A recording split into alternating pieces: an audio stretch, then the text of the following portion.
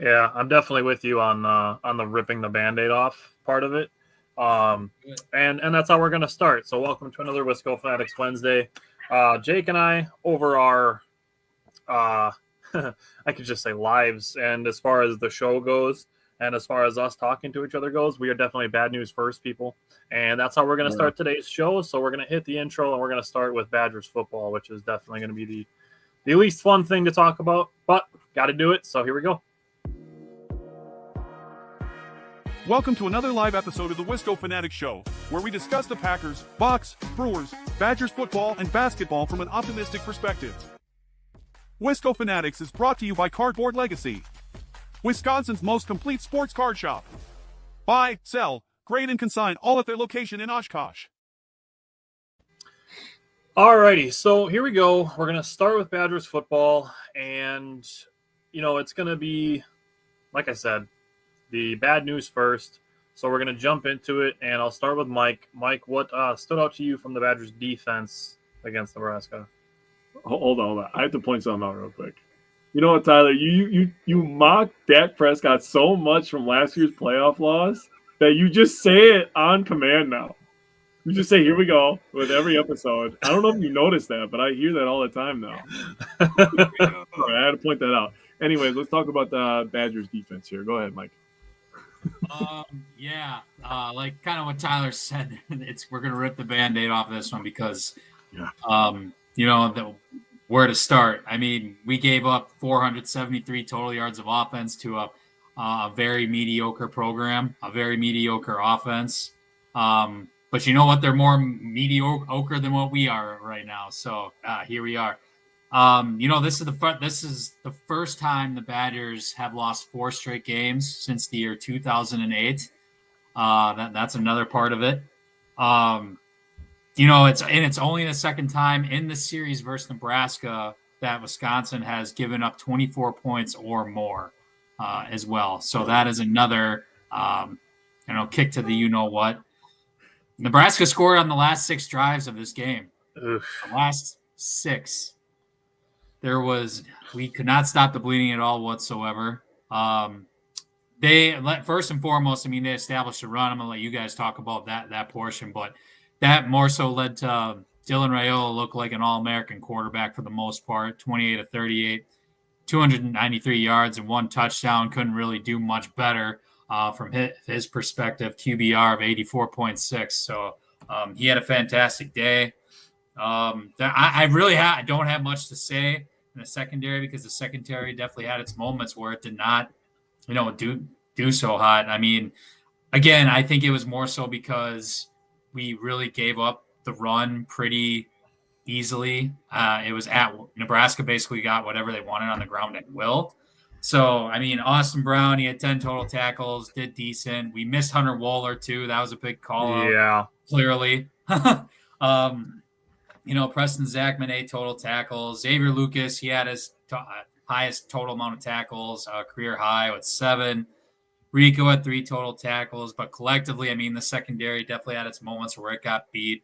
I'm not going to call out one person. I'm calling out the whole secondary because I really, for the most part, I can't recall like many good moments just with the defense as a whole, with the exception of the turnover. Again, I'm going to let you guys talk about that. But, one of the most concerning thing about this, and I don't know if you can give this, it's a shot at the coaching, it's a shot at the players, but this is the second time this has happened this year where the defense I'm going to call it the defense specifically on this, where it's been a complete letdown after coming off big, highly emotional games against Penn State, against Oregon. You give a 42 at Iowa, which is unprecedented in my view. And then we go play Nebraska, which is a trophy game.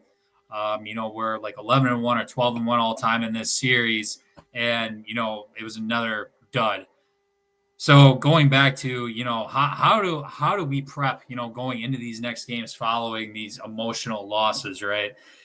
Are the players just not really locked in? Is it kind of on this coaching staff with getting these guys ready to go play the next week?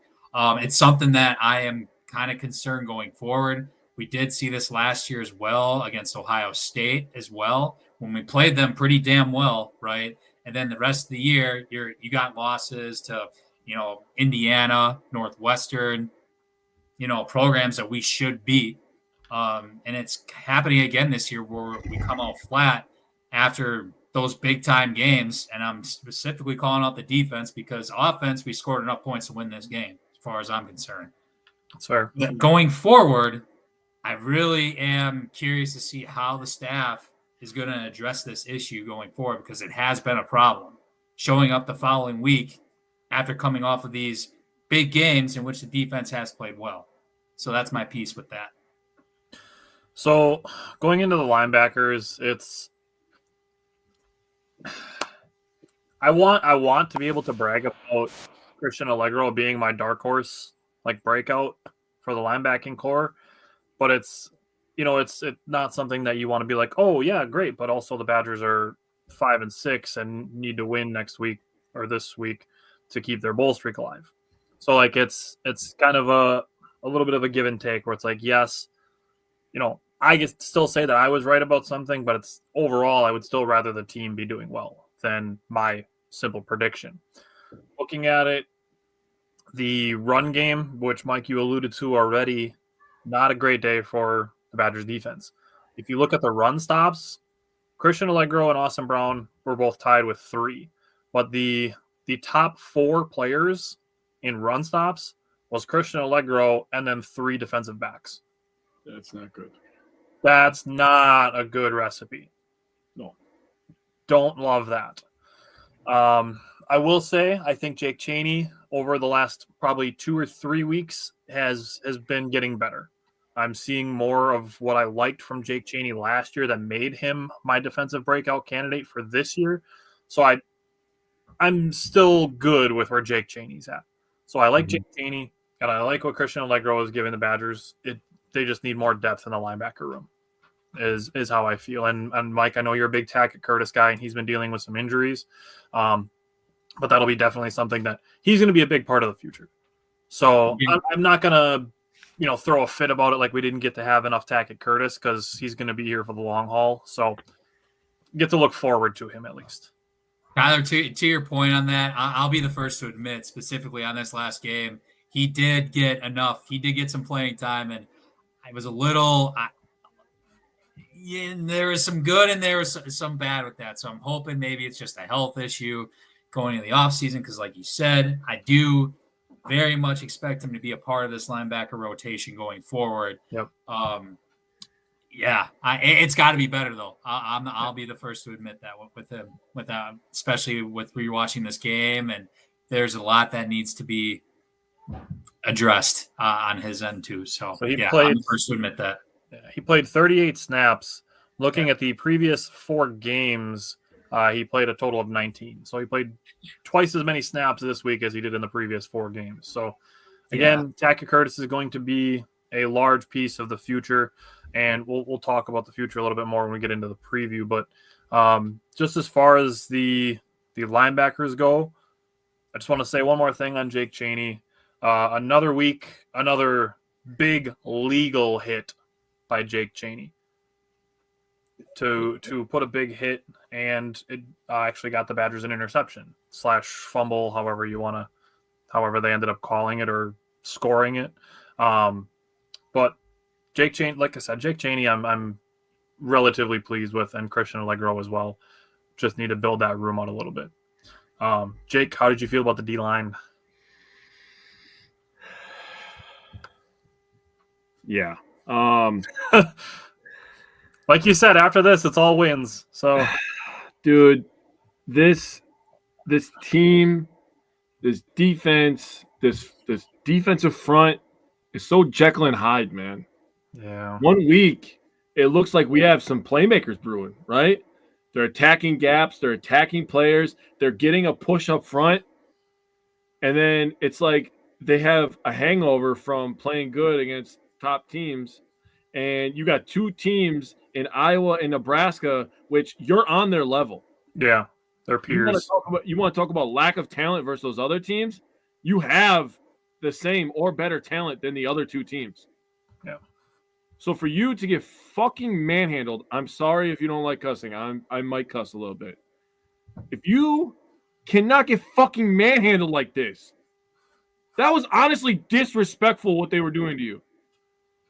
And I talked last week when I talked about the D-line about slowing down the run game. Because they like to do a lot of RPO stuff. They just hand the ball and do a lot of dives, a lot of zone run scheme stuff. And we needed the D-line to step up and take some of that stuff away. And I'm just going to be honest with you. This is what I wrote down. Lack of ability to read and react. Lack of ability to get off blocks. And lack of ability to just plain out make a goddamn play. That's what I wrote down in all caps. I didn't write a single freaking number down because it didn't matter what the numbers were. Because when I watch with my eyes and I watch you get manhandled for 2.5 quarters and put on your ass, that's embarrassing. Have some pride, man. Are you kidding me? We got James Thompson back this week. Yeah, and I don't even know if he should have been playing. I think I have a hunch that we're kind of like in the space where he might be medically good to go, but I can pretty much guarantee with that pec injury that he had, I think it's more so the lines of, this is the only guy we have left that we can play. That's just my. I don't know. When I was listening to him, ready for the D1, like just ready for the college game.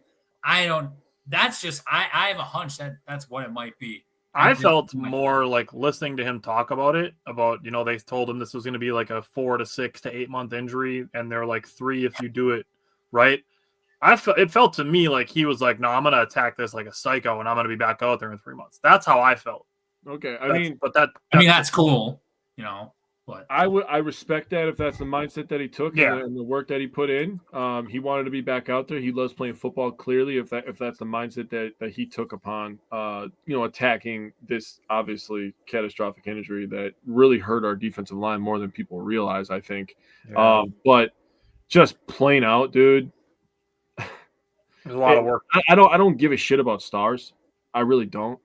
At the end of the day, you can either play or you can not play.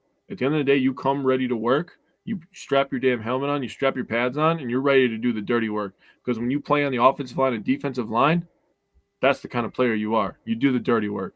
You may not get name recognition. They may not call you out and celebrate you. There's people that do player of the games and MVPs and stuff like that. You may not be that guy. But at the end of the day, if you do your job right up front, you're setting somebody else up for success to get that honor. And I promise you, your coaches are watching you, and they're going to give you the praise that you deserve. Yeah.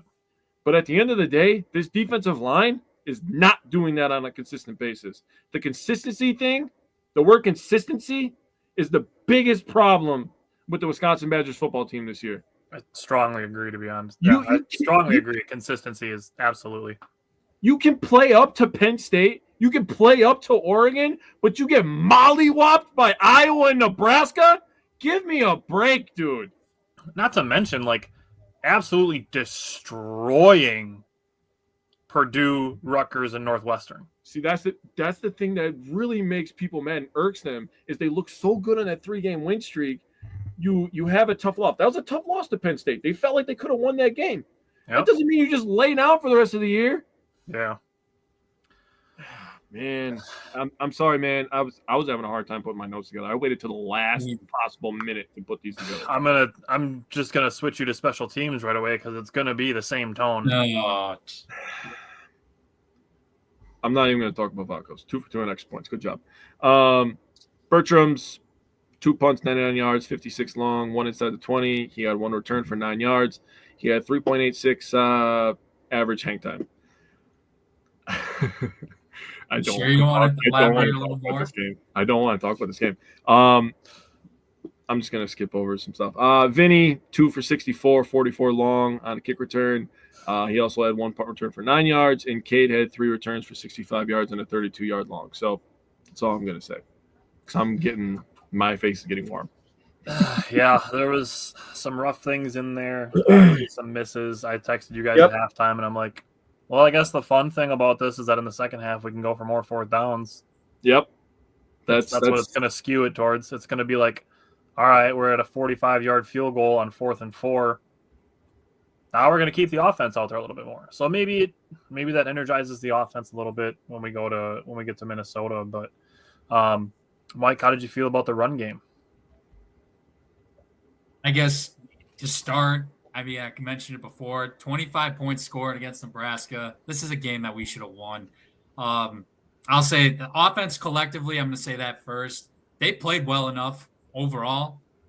Should have won. We definitely should have won this game, especially with all the struggles we've had this year offensively. I felt like this is a game that could have been won. I know that you guys are going to talk about, Braden Locke and receivers and all that, but he played well enough to win this game. I'm going to say that. I'll say that first and foremost, and then now I'm going to get into the running backs. But the bright spot was, Darian Dupree out of the two. This is also going to be my weekly post of saying I am very, very frustrated that Katie Akamelli, once again, wasn't in the running back room in this game. He is as good as gone after this season. It's going to be unfortunate to see him in another uniform because I think he can flat out play. But, here we are. So, anyway, Darian Dupree, he had damn near 80 all-purpose yards. He looked good. He had a nice 32-yard run during the game. 8 carries, 63 yards.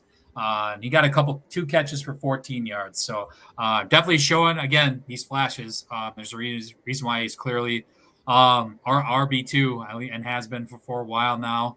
It's going to be him and I don't want to assume everything, but Dylan Jones leading the running back room next year. It's going to be a nice, hopefully, Thunder Lightning combo that, we can get on board with. So looking forward to seeing that for the foreseeable future. Tommy Walker kind of pretty much held in check, I guess, for the most part. 14 carries, 55 yards. He had 1 19-yard run throughout the day. Nebraska did a decent job, I think, at least somewhat containing the run. 4.6 yards a carry overall. The running back room wasn't necessarily the story of this game offensively, but kudos to the other players involved. But I'll just say I'm looking forward to seeing what, especially a guy like Dupree can bring to the program in the future. For sure. And you said it multiple times. If they score the 25 points, they should be able to win. And it's like if we had the Nebraska game offense against Oregon, we probably win that game. And if we had the Oregon game defense against Nebraska, we probably win that game. And that's where Jake's point on consistency really comes into play. And I couldn't agree more that consistency is the biggest issue this year. Yeah.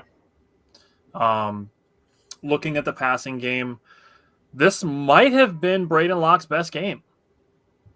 As far as passing the ball goes, I mean, the interception that he had, I don't think was his fault. He was 20 of 30, so he completed 66.7% of his passes with 2 drops. So you could call him 22 of 30 if you wanted to. He threw 3 touchdowns, threw a beautiful jump ball to Bryson Green in the end zone. Yeah, he did. And he was 3 for 4 on 20-plus yard passes and threw 2 touchdowns in that area. His passer rating from 20-plus, 156.3. He was slinging the deep ball. He was slinging it. If this offense plays against Oregon, they win. They beat the number 1 team in the country. Kudos to Nate Letton calling this type of game. The new play caller, I guess you could say. It's a bummer. It is what it is. And, at the end of the day, we'll discuss what. But, if you just look at the last 2 weeks, you can play. Obviously, you don't want to just sit and play the what-if game. But like I said, this week's offense, last week is a dub. Last week's defense and this week's offense is a dub. And it's just, it kind of changes the outlook for the perception of the direction that Badgers football is heading. Yep. If we're in a situation where the Badgers are 7-4 instead of 5-6, like you're feeling pretty okay about that, even with still needing to find the new offensive coordinator. And obviously having a big, big, big upset under your belt. Right. So, I don't know. It is what it is. Jake, how did you feel about the O-line? Honestly, I like our O-line this year. Our O-line's been very good, except for the case of one guy who plays right tackle. named Mullman. He's had a rough go of it over the last probably, I'll say, 3 weeks. You could stretch it out to a month if you wanted to. No penalties again from the offensive line, 0 sacks, 1 hit and 1 hurry, both from Mullman. They gave up 6 pressures, 2 of them from Mullman. Everybody in the offensive line had a hurry except Joe Huber. Joe Huber's probably going to be an NFL pro. He'll be the next Badger draft in the 4th or 5th round. He's good at pulling. He's got a good strong base, good hands. He gets a little high when he pulls sometimes. That's why he's not as devastating as he is other times. But other than being a little bit high on pulls, he is a good NFL backup right guard, in my opinion. I think he'll be a good guard in the NFL. He could develop into a starter. He's a Badger. The offensive line is good. I have no issues with the offensive line, which is the craziest thing for an offense that is so inconsistent. It makes no sense. It makes no sense, dude. We run the ball well. We have good run-to-pass ratio, and the offensive line is good.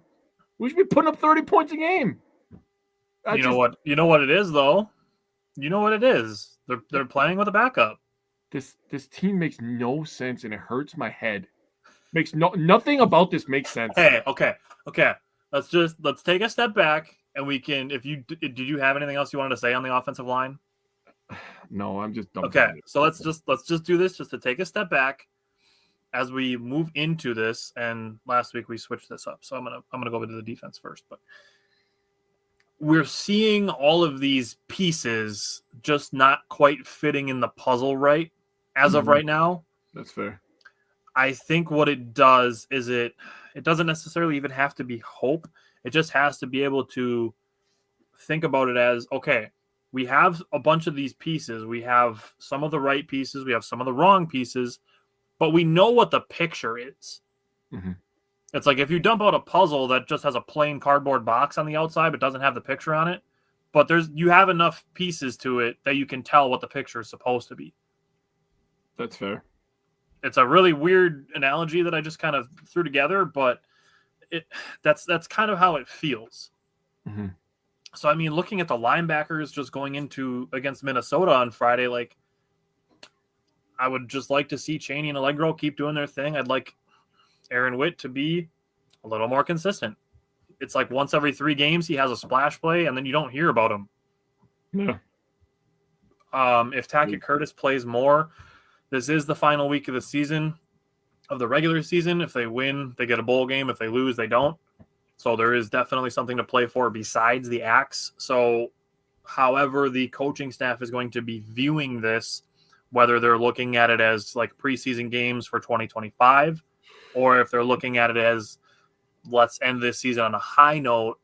I mean, we look at last week, I just said that Tackett Curtis played 38 snaps, which is more than he played the last 4 games. But I think there's going to be a mix. And it could just be on my part that I can't really tell what direction they're going to go because, again, that inconsistency. I can't tell if they're going to go full youth movement and they're going to give Darion Dupree more snaps than Tawee Walker, or that they're going to stick with the veterans to try to win this game to get a bowl game. It's a tough thing to try to gauge. So from the linebackers' perspective, the only question mark I really have is if Jaheim Thomas is going to play. He didn't play last week. But looking at it, we'll see. We'll just see who shows up to play. Honestly, it's kind of how I feel. So, Mike, I'll go to you on the secondary. What are you looking for against Minnesota? Can't hear you, buddy. Hold on. Now I got you. Now we're good? Hear you. Yep. That was weird. First and foremost, is Hunter Wohler going to be back? He's one of the leaders. You got like a ringing. Give yourself a second. Yep. How about this? Much better. Okay. Oh, man, I feel like I'm in the same room as you. First and foremost, is Hunter Wohler going to be back? That's one of your leaders on the defense.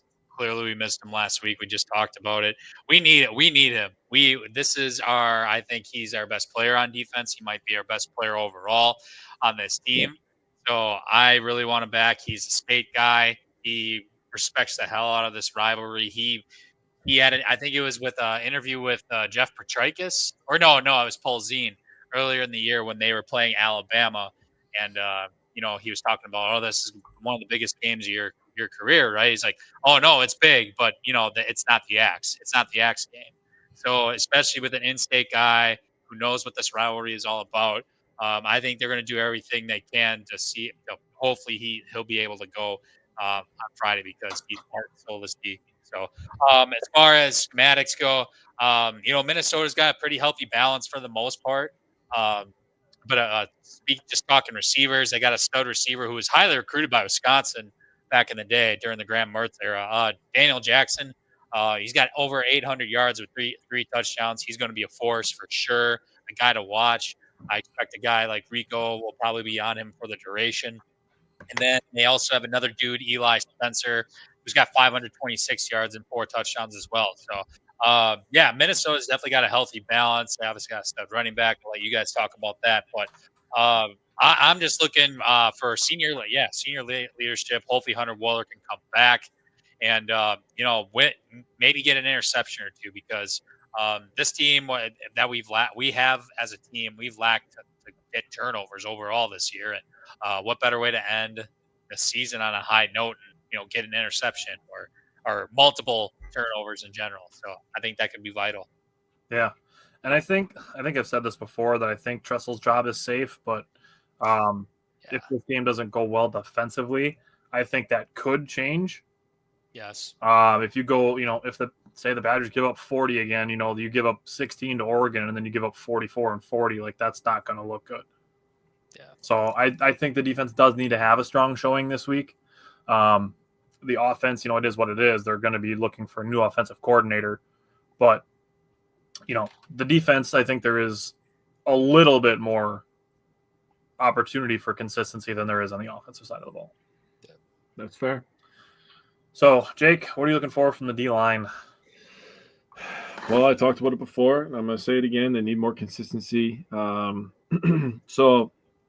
in terms of numbers, I'm going to give you some numbers this time. Minnesota is passing the ball at 54, damn near 55% of the time. That's 25th in the country. So they throw the ball a ton. So we're going to have to get some pressure on the quarterback. They rush the ball 45% of the time. It's 110th in the country. They throw the ball 32 times and run the ball 29 times if you wanted the hardcore numbers on that. Third down percentage, they're at 44%. And that's 27th in the country. In points per game, they only average 24. That's 84th in the country. We can hold them to under 20 points. This is offense is containable. Yep. They don't run the ball like they used to early in the midget man days when they had Ibrahim there. But they throw the ball a little bit more. They like to do a lot of little check down stuff, like to do all that little cutesy stuff. So we're going to need to be on our P's and Q's, get some pressure on the quarterback, collapse the pocket from the inside, and then we're just going to need to tackle in space. That's what's going to need to happen to beat Minnesota and hold on to the Axe. Please, for the love of God, of everything that has happened this year, please hold on to the Axe, and I'll be okay. I mean, they don't have Kaliak Manis anymore, so that opens up their quarterback room a lot. Yeah, that's true. They actually have somebody who's capable. That's wild. Somebody that can throw the ball farther than 10 yards. Yeah. So, Jake, are you looking for anything specific from special teams? You guys are called special teams. You're not supposed to hurt us. You're supposed to be special. You're supposed to kick the ball from 50 and make it, and then everybody goes, oh, my God, that's cool. Because, I don't care what anybody says. When I still see somebody kick a 50-yard field goal, I'm like, yo, that's pretty badass, dude. That's, hard to do. That's, really far.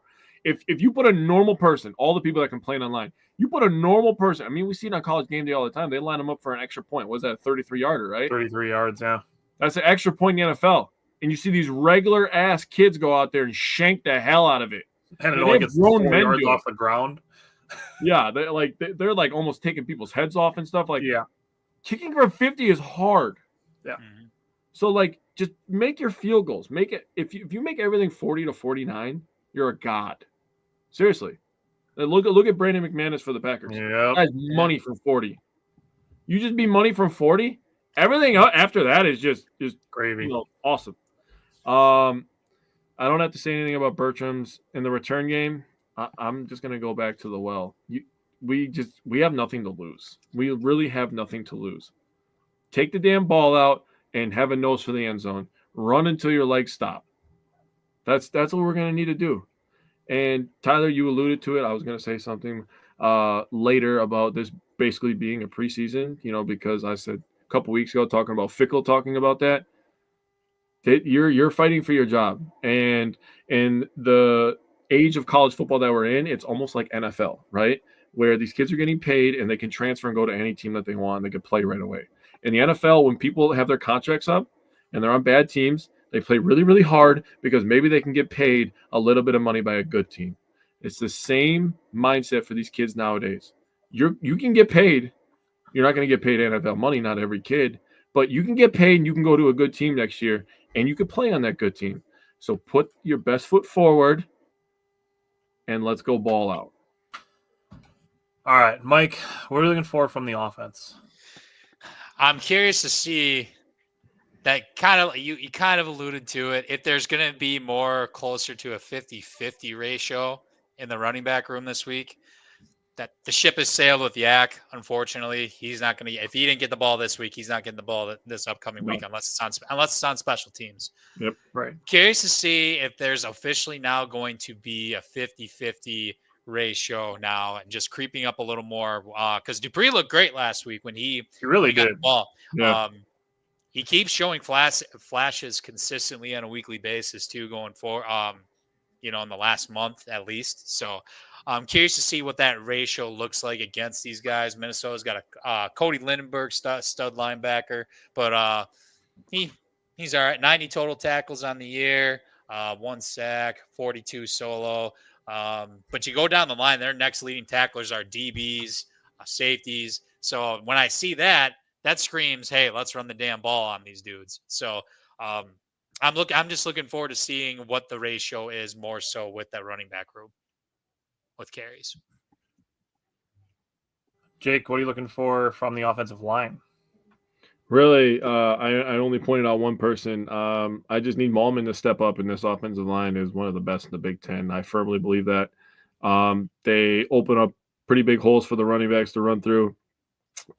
Mainly this year, that's Tawi Walker. Tawi Walker, when he gets a hole, and they've been much better in the zone blocking scheme. When he gets an opportunity and they open up a couple holes for him, Tawi Walker is dominated, and the Badgers' offense is a lot better off. They've done a good job giving Locke good pockets, even against premier pass rushers. I mean, there was really one game against Oregon where Oregon was just scheming up against Malman because they knew that he was the weak point. Now, I would like a little bit of an adjustment where we give him some help, give him some chips, give him some double teams on that side of the ball, but that's not the way that we wanted to do it. I would like a little bit more adjusting on that portion of it. And to me, Mike, you can correct me if I'm wrong, Jake Renfro should be calling some of that stuff out, maybe and maybe helping with a little bit more leadership. He's the center. He's the one that sets up all the blocking assignments. Maybe if he could shift over and we could shift over a little bit, because let's be honest, we can't trust Braden Locke with that kind of stuff. The guy's already got his plate full, trying to run the offense the way that it is. Jake Renfro needs to step up a little bit more and help out with the protection plan. If Malman is getting his ass beat, just to be quite frank. Other than that, they just need to do what they've been doing. The Minnesota defense, I almost said Michigan. The Minnesota defense is pretty good. They're in the 20s in some areas, in the 60s in some other areas, but it's nothing that I don't think the Badgers offense can overcome. So I'm trying to find if there's any injury reports anywhere. Specifically because when we go into the passing game, I want to know if Will Pauling is going to play. Right. Will Pauling didn't play against Nebraska, and Bryson Green had his best game of the season, probably his best game as a Badger. Yep. Yeah. So that's the start there. I can't find anything right now as far as injury report goes, which is unfortunate. But the other thing, as far as the passing game goes, I'm just going to go back to how I felt since the beginning of the season.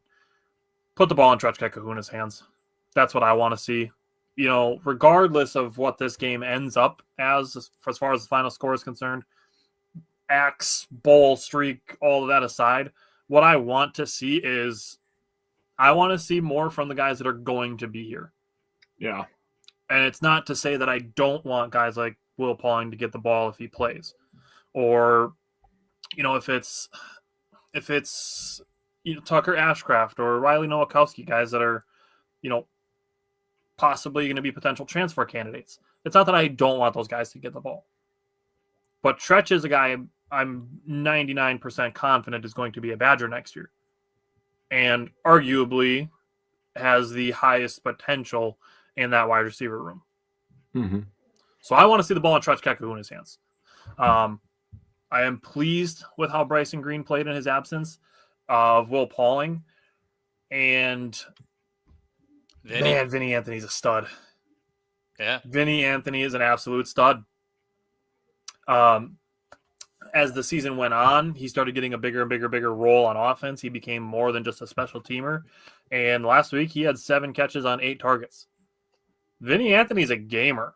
Yeah, and it was the first couple weeks of Vinny Anthony starting to get more playing time. He was kind of just the deep ball, take the top off the defense guy. And now he's getting some possession receiver type work too. So the guys that I want to see with the ball in their hands are Tretch Kekahuna, Vinny Anthony, and Bryson Green. So we'll see what the Badgers can do. Obviously, we need Braden Locke at his best. So I'm just going to jump into the X Factor because mine is Braden Locke. Okay. And I want to see a no turnover game from him. He shouldn't have had a turnover against Nebraska, but it is what it is. If we can get the best version of Braden Locke, I think the Badgers will be able to keep the bowl streak alive. They will be able to keep the axe. They just need the most consistent version of Braden Locke, and not the second half of Penn State Braden Locke. So, Mike, who is your X Factor? Pretty sure I said this last year as well, but I still think it's the same thing. The seniors on this team are my X Factor going in. Could have guessed that. This is pretty cut and dry for me. How do you want to be remembered from the Axe game? I mean, this is the most historic rivalry in all of college football. It's the series that's been played the most since 1890, I want to say it is. I believe we're up 1 game right now in the overall series, but no, this rivalry is not taken lightly at all whatsoever. As soon as you get on campus as a freshman, you get told immediately what this rivalry is like. So how do you want to be remembered? Guys like Jake Chaney, whose last game it's going to be, Hunter Wohler, Aaron Witt, who you just said before. Can we see a little more consistency out of him going in this week? Nizier Forkerine last game. Preston Zachman last game. He's been with the program for 5 years. Let's see. I could go Jack Nelson, another guy. The right guard. Shoot. Joe Huber. What about is Ben Barton in his last year? Or does he still have a year of eligibility left? So it's interesting. If you look at like the seniors, there was like a posting with all the seniors that'll be walking on senior day. He wasn't on there. I thought he actually was a senior, and maybe he is. Maybe he's trying to get like no, he's a junior. All right, cool. No, Ben Barton will be back if he wants to be. And a good example of that actually is Jake Renfro, because he is a senior. He's not in that I don't think he's on that walkout list. But I do believe he's trying to get another year of eligibility because he did sit out for a full year. So, but case in point, the seniors, man, for sure. How do you want to be etched into this axe? Are you going to be a loss, a win? I know a guy like Hunter Wohler who's put in his heart and soul in his program. If he even gets the slightest green light, I can promise you he's going to be playing in this game. So I really don't want a guy like that. I really don't want to see him going out with a loss against it's still like 2 months away, but I am desperately hoping that Hunter Wohler agrees to go to the Senior Bowl and we have a chance to interview him. I desperately want to talk to Hunter Wohler as far as Wisconsin football is concerned, outside of what we're going to be doing for draft prep. Hunter Wohler is already at the top of the list of the guys that I want to talk to. Perfect. Oh yeah, for sure. Jake, who's your X Factor? So before I get into it, I looked it up for you. The first matchup between Wisconsin and Minnesota was November 15th, 1890. It was 18. That's a long time ago. The Badgers are up 1 win, 63-62. There's been 8 ties. Our home record is 35-24-6. Our away record is 28-38-2. So 1890. That was what, like 2 years before you were born? Yeah. And plus the carry the zero a long time before I was born. For me, I wrote down Tommy Walker. As he goes, so does the Badgers offense. He has 3 straight games without hitting 100 yards or having a touchdown. You can obviously see what happened to the Badgers offense. He had no stats recorded versus South Dakota and Alabama. Games that we lost where he didn't get 100 yards or a touchdown was USC, Penn State, obviously the last 3, like I said, Iowa, Oregon, and Nebraska. And record when he gets 100 yards or a touchdown, we have 4 wins. Pretty simple. Just give him the ball, block for him, and let him kill the clock and also run a lot of yards. That's just pretty much how that goes. All right, Mike, what's your key? I got a couple, and I'm just saying because based off of what Jake said, ties more so into the running game. We have to establish a run, more so just developing the consistency in the run game. And when I say that, more chunk plays, right? Because it's no question we want to try and run the ball. We've tried to do that the last few games. Hasn't necessarily gone our way, not really.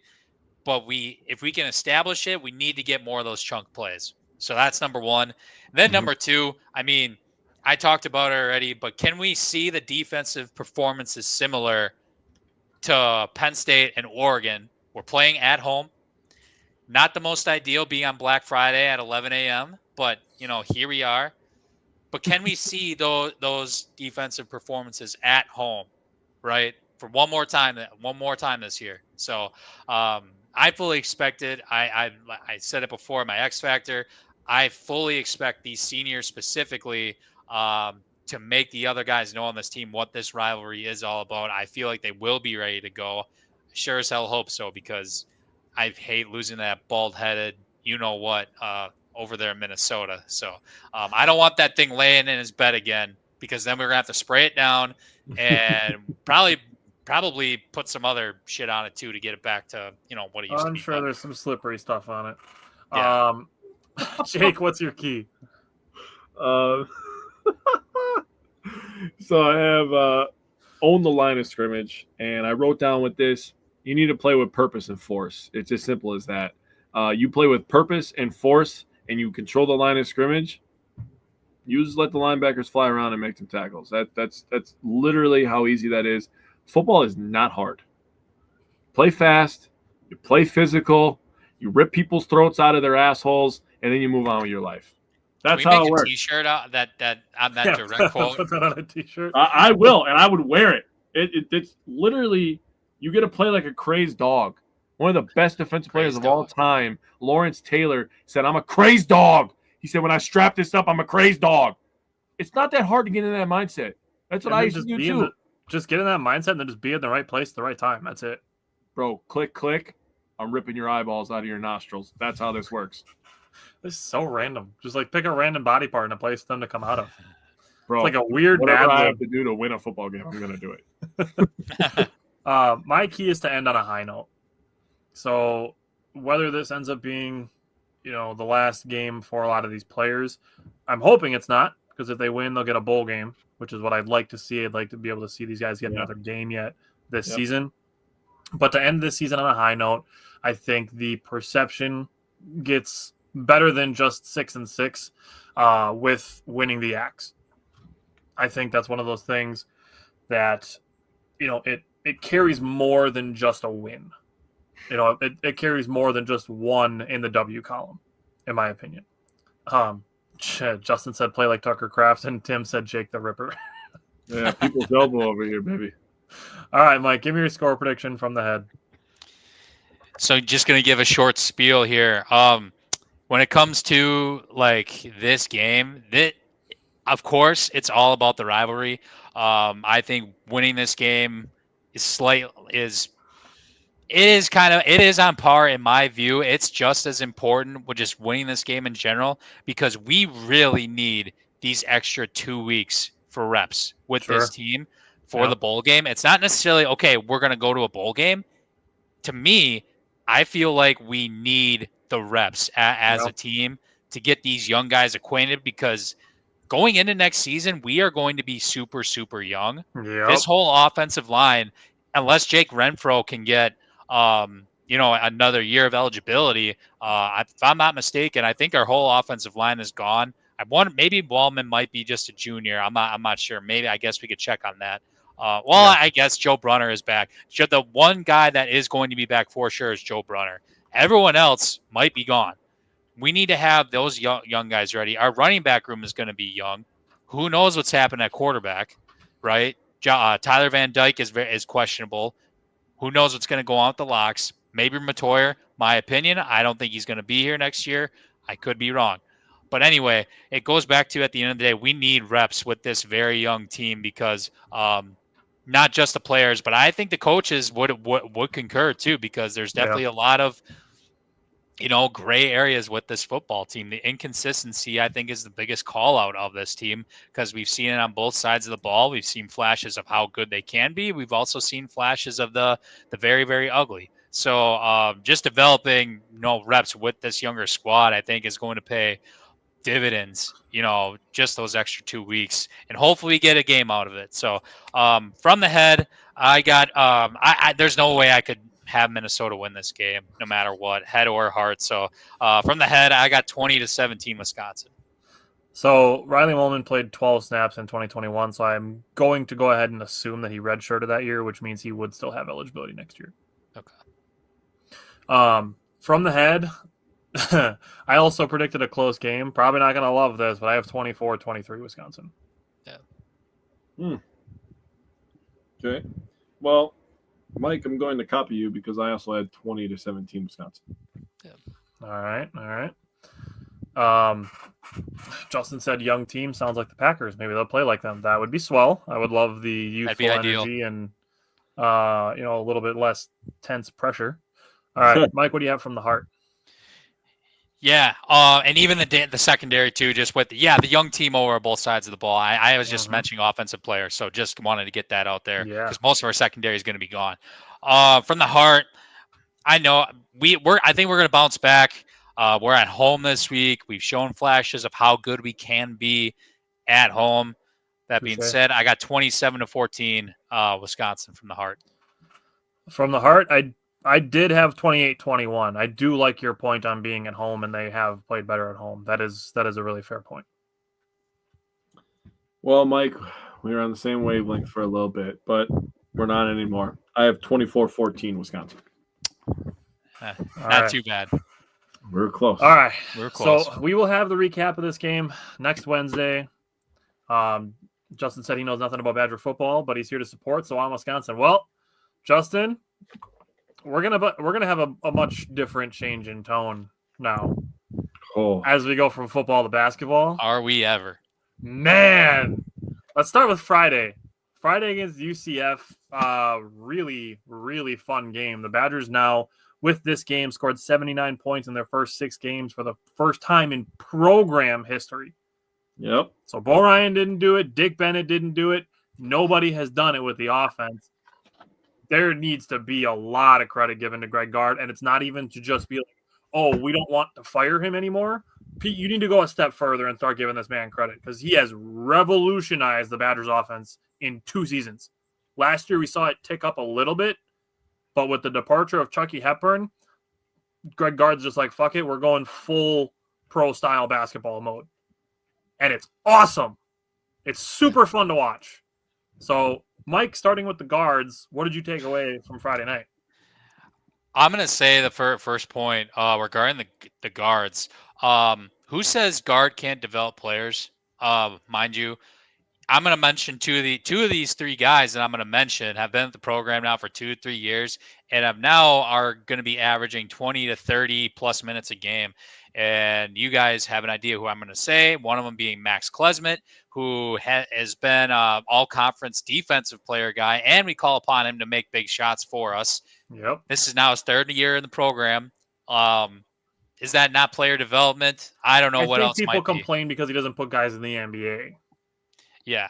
So, and the other guy, Kamari McGee, who I'm going to touch base with. So my first point, player development. yes, we can develop players at Wisconsin, just to let everybody know. So anyway, Max Klesman had an average game. He wasn't the bright spot or the vocal point on Friday, but he still played 30 minutes. Whatever. 8 points, 3 rebounds, 3 assists. So definitely putting the stat line together a little bit. But 2 of 7 from 3. Didn't really get going until the second half for the most part. But I mean, he's a constant out there. 27 minutes he played. He's going to be out there. Not the biggest, impact on Friday, but that we have 6-7 other guys that can do that. So, Yeah. And then jumping into my opinion, the player of this game, you can argue that just me, because since I have the guards, Kamari McGee, holy shit, he's putting together one hell of a year. I'm definitely gonna touch base more stats with him after on the Pitt game, but in 19 minutes he played. You want to talk about efficiency here? 19 minutes, 14 points, 3 of 3 from the 3-point line, 4 rebounds, 3 assists, 1 steal. Literally, as soon as he comes into the game, within the first 30 seconds, he hits a 3-pointer. Then next possession, he dished a nice, sweet assist to John Blackwell. So his impact is unreal on this team this year. I don't want to look too far ahead, but I was talking to somebody today about, Wisconsin Marquette could be, a top 10 matchup potentially. And I'm like, yeah, I'm looking forward to Kamari McKee locking up Cam Jones's jockstrap that game. I want to see how that's going to go. Yeah, that's what I said. We'll see. Yeah, It'll be fun. Yeah. Sorry to get off topic there, but no, he was plus 11 in this game. I'm going to hit that stat again in the Pitt game as well. But clearly, he's a huge asset to this year's team, and I think it's become clear how important he is going to be. I think deep down, I still got a shot with him being defensive team all conference in the Big Ten the way this is going right now. So, but offensively, he's made just as much of an impact with these guys. So kudos to Kamari. He's having a great year so far. And then the last guard, Jack Janicki, that I want to touch base with. He got 14 minutes in this game against UCF, and he hit one big 3-pointer, 1 rebound, 1 assist. And the one thing that I will attest to with his game, he definitely belongs out there in terms of, number one, his decision making. Although there was one play on Friday against Pitt that I wasn't a big fan of, but and you can just tell from a defensive rotation standpoint, he definitely deserves to be out there. And he's one of the most fearless players on this team too. If you think about it, he has no problem, taking that 3-pointer or making those potentially risky, decisions. He's a guy who deserves to be out there. And he's going to be the next great walk-on at Wisconsin, in my view, to get that scholarship. And I think we should give it to him ASAP. And just a guy that deserves to be out on the floor with this team. And it was a blowout from start to finish. This team, other takeaways from this game real quick. It's a blowout from start to finish. These guys are very unselfish. That is the biggest, I think, takeaway from this team, because you can name 3 to 4 guys that I think that can go off at any time, and they don't care who does it, right? So that's why it's really, really fun to watch these guys. We had 5 players with 3 assists or more in this game too with UCF. So that just goes back to my point there. Very unselfish team. And I think the weirdest stat from this game, UCF, they shot 21 more free throws than Wisconsin. 21 more. And the score was 86-70. And it should have been a 20-point plus win, like, for sure. Maybe even 30 if we would have kept the starters in. So this is kind of weird in that sense too. But, here we are. Great win. We'll go with that. So I'm gonna jump right into the free throw part of it, because John Tonje was still aggressively attacking the basket from the baseline. It wasn't his most efficient game. He finished with 15 points on 14 shots. And what I put in my notes from Friday going into Sunday, and obviously I know now having seen the game Sunday, but I didn't when I made my notes on Friday, was that I didn't want this game, just because he didn't get the whistle, to discourage his aggressiveness. And knowing the Pitt game, it didn't, which is really good. So I'm going to kind of come back to that when we get to Pitt. But the disparity in free throws was large and not in the favor of the Badgers. It wasn't anything like the Arizona game where both teams were shooting in the 40s. It was 37-16. That's a big difference. obviously more than double the free throws. So while he didn't have his, crazy outburst in scoring, I do still appreciate that he didn't change his play style just to fit how the officiating was going. As for John Blackwell, he scored 17 points, but he was very efficient. He was 6 of 10, 2 for 4 on threes. He did miss 2 free throws, and I'm sure he's mad at himself, so I'm not going to blast him over it. Added 5 rebounds. He was one of the guys that had 3 assists, like Mike said, had 2 turnovers. Now, I boldly predicted that John Blackwell would average 15-plus points, 5-plus rebounds, and 1-plus steal. He's currently at 16.3, 4.7, and 0.7 steals. So he's this close. He needs a couple games of 6 rebounds to get that average over 5. But I'm going to let Jake go on the bigs before throwing just a couple other stats out there, and then we can go to Pitt after that. Yeah, first thing I'm going to hit on the point that Mike said about the free throws. The first thing I wrote down was if you defend without fouling, we might win this game by fucking 50 points, dude. The UCF never got comfortable, and I want to give credit to the entire team. Now, I want to back up, and I want to give credit to guard, first of all, for switching the offense. Tyler was talking about that earlier. The thing that people don't understand about playing a faster pace is they think that when you speed up the other team that they're just going to turn the ball over a ton. No, that's not all it does. Other things that it does is it makes you take bad shots that are uncharacteristic, and you shoot very low percentages. Like they went 2 for 17 from the 3-point line. No legs. They probably weren't taking shots that they thought they were going to take. And it hurt their offense, and it allowed the Badgers to get out with long rebound attempts and score easily. In terms of the big men, Winter, double-double, 13 and 10. So good job by him. First career double-double. Yeah, Super happy for Nolan Winter. Very happy for him.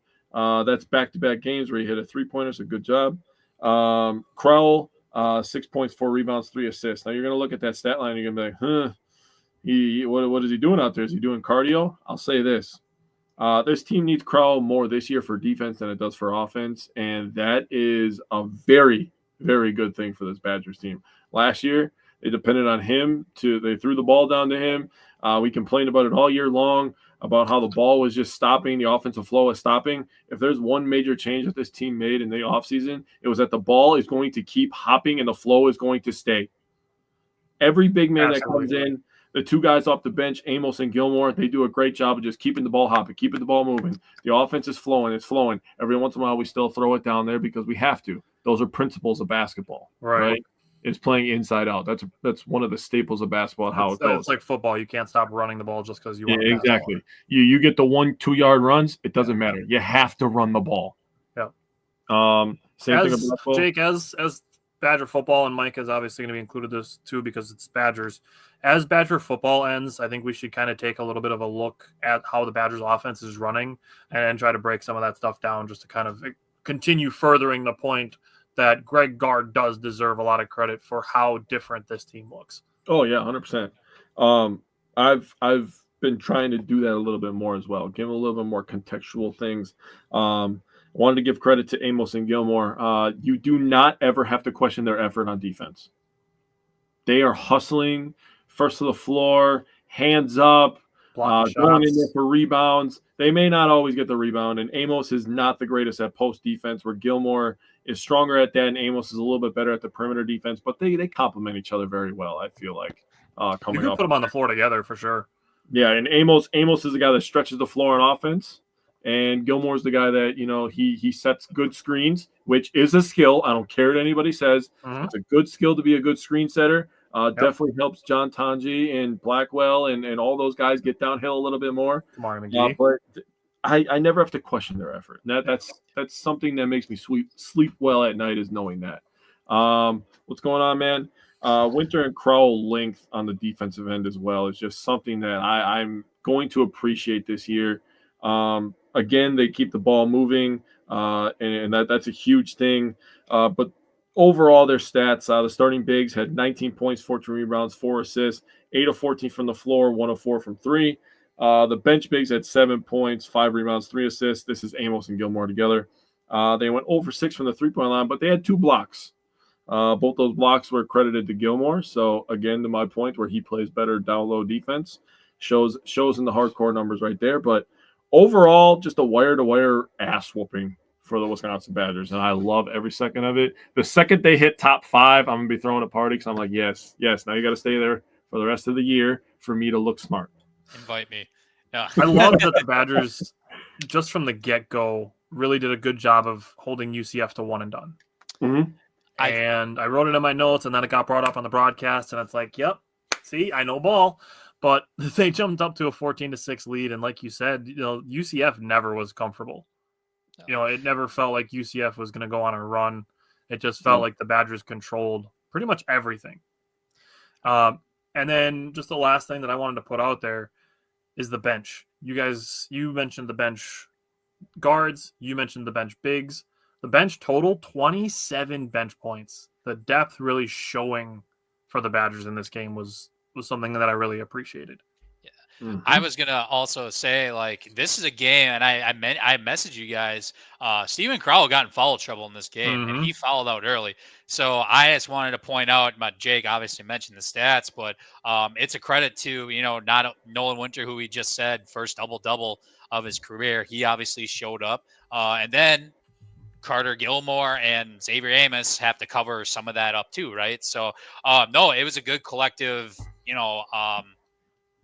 What's the word I'm looking for? Collective. Yep. Thank you. No, because we needed to do it with Stephen Crowell getting in foul trouble. I was worried, and especially in our messages going back and forth. But no, it was kudos to those guys for covering that up and continuing on with the ass whooping. For sure. All right. So we can move into the championship game. That started like an hour late because LSU and UCF went into triple overtime. Yeah. It was a really fun game to watch, though. Like, honestly, at that point, I was just like, I just want to see how far this goes. I just want to see, like, how many overtimes can they play? Can they play 4 overtimes? Can I see 5 overtimes? Can I see 6 overtimes? Can this game start at midnight for the Badgers because LSU and UCF are in their 8th overtime? Like, I just want to see how far it goes before they got like the team manager, the equipment manager suiting up in jerseys because everybody else fouled out. Special here. They had to play without a shot clock in this game, this first half. It was wild. Did you guys notice that? They played without a shot clock. I was busy watching the Packers beat the piss out of the 49ers. And once they were doing that, I turned all my energy over to this game. So it's all good. Yeah. What stood out to you from the Pitt game on Sunday? Well, first off, that streak is still alive. We've averaged over 79 points in the first 7 games now, so that streak is still going. Love that. So kudos. This is an interesting stat too. Only one team in college basketball, spoiler alert, it might be us, has won multiple games this year versus teams ranked inside the KenPom top 25. It is Wisconsin. The Badgers with 2 multiple. So yeah, that's us. By the spoiler alert. Sorry, I had to throw that out there. So I saw the stat too. Sorry. It was a great, great game. Pitt, I think, is a tournament team. This is very highly skilled, definitely all the way around. This is back and forth from not back and forth. We were off to a slow start, but then once the second half hit, it was, that's when it got very, very interesting because this is the first game this year where our shooting in general, mainly from the 3-point line, wasn't clicking. The Badgers shot 0 of 11 from the 3-point line the first half. It's something we haven't seen yet in a game this year. So it's like, well, okay, how do we respond to that? And, we showed up in the second half. So start with the guards. Max Klesmith, 7 points, 5 assists, 2 rebounds, 34 minutes, 1 of 7, hit a big time 3 in the second half. I believe it was to go up 4. 4-6 from the free throw line. Again, not necessarily putting up the padded stats yet, but everybody knows on that court, if anybody scouts him, that he can go off at any point in time. So I'm hoping that game might come against Marquette like last year. So that's to be determined next week. 34 minutes, but our guy again, Kamari McGee, showed up once again. He's becoming He's becoming a major problem in college basketball, and a good way for the Badgers. Teams are gonna want to scout him because he is becoming a major role player for this team. In 28 minutes, got a lot of playing time. I think it was 28. Did I write that down? Yeah, 28 minutes. Yeah, would you look at that? So it's his highest amount of time he's played in a game in his career. 10 points, 3 rebounds, 2 assists. Jake and I talked about this stat prior to starting, but Kamari McGee is the record 20-3. The batters are 20-3 when he plays more than 10 minutes in a game. So that obviously speaks volumes with how valuable he is to this team. I talked about player development before as well. That goes a long way, and it's just justifiable with what he's producing now. Yeah, he's got 7.5 points and two assists this season on average per game. He was good for plus 13 on the floor this last game against Pitt. And, that was the major reason why he got 28 minutes, right? Yeah, career high.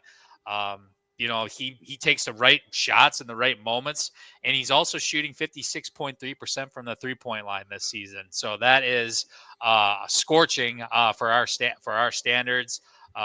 Seems like when we need a play, he's a top candidate to get it done. So, it's great. And then Jack Janicki got out there for 8 minutes, not too much overall, but he had a big time assist. It looked like he pump faked twice when they're in a fast break. He gets the ball on the wing, pump fake twice because the Pitt defender was trying to block a shot.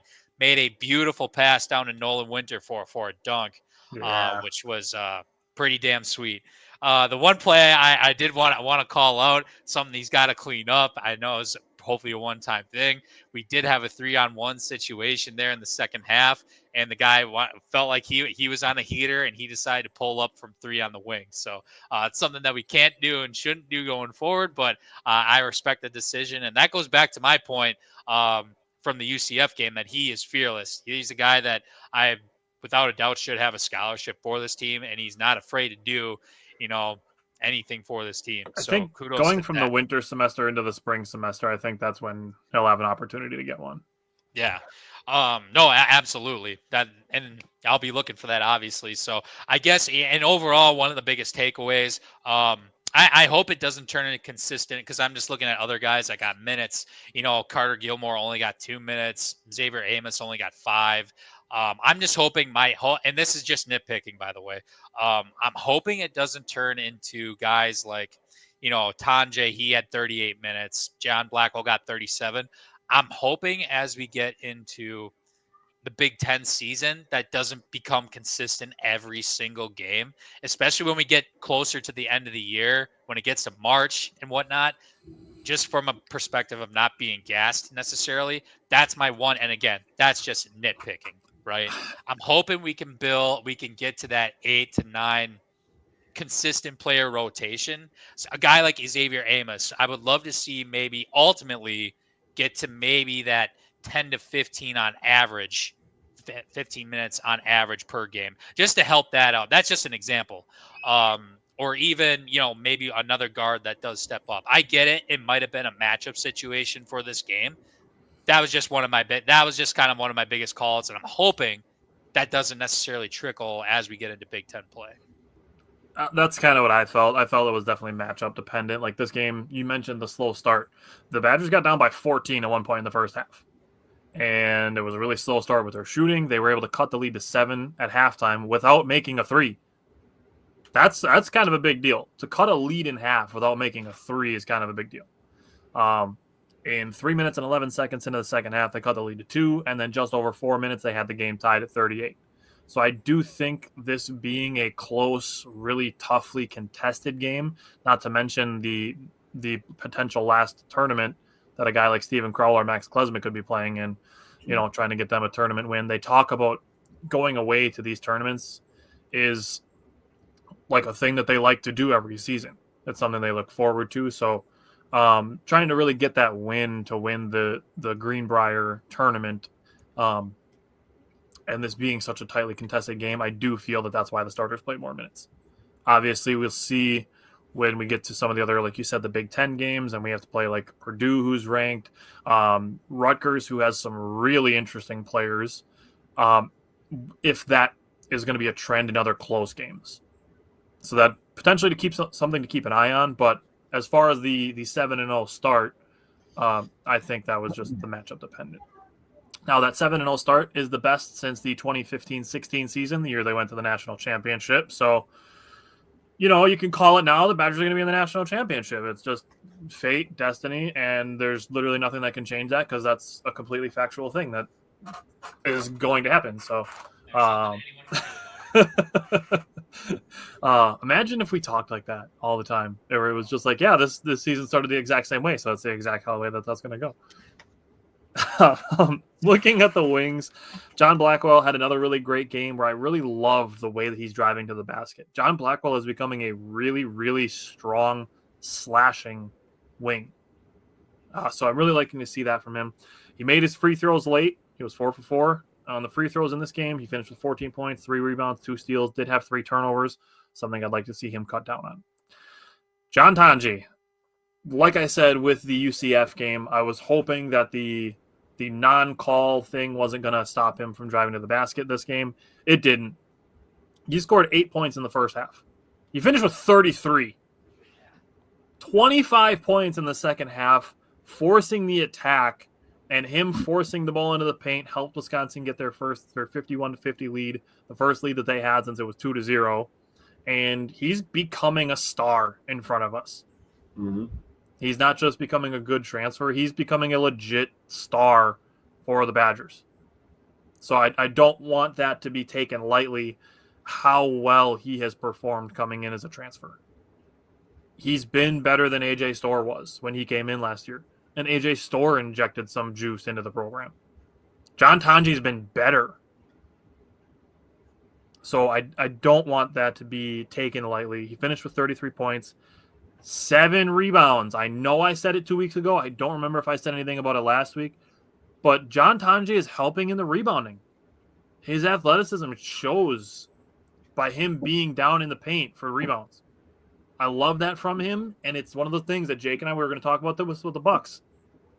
That the bigs boxing out for guards to grab rebounds, that's just one of those things that it saves you that amount of time that it takes for a big to pass the ball to a guard. It saves you a second or two. That gets your break started a second or two faster. We're talking about the Badgers being a faster-paced team this season. Guards rebounding the basketball helps your pace. 100%. So, all in all, very pleased that the Badgers are still undefeated as far as this season goes. But, Jake, what did you take away from the bigs in the championship game? I think they played big. Winter, back-to-back games of double-digit scoring, so good by him. He's taking good shots, being efficient with the ball. 5 of 7, 1 from 3 from downtown. So I like that he's letting it fly a little bit from behind the arc, and he's also mixing it up and playing a little bit down low. He's kind of like a poor man's Frank right now. If he gets the back down game, then we can start having some real conversations. I'll say that.